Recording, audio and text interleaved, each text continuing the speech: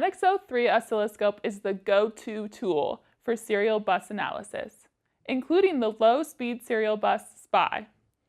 SPI protocol is a 4-wire serial interface which is commonly used for data transfer between a controller and a peripheral device.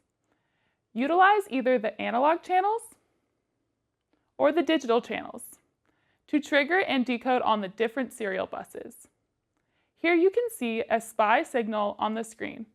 You can trigger on the different protocol details such as start address and data in order to focus on dedicated events. Need additional information?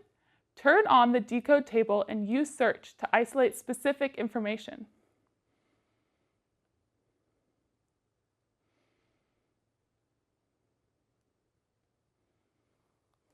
Whether you are designing and debugging a sensor, display, or game controller using SPI, seamlessly read the data from your device.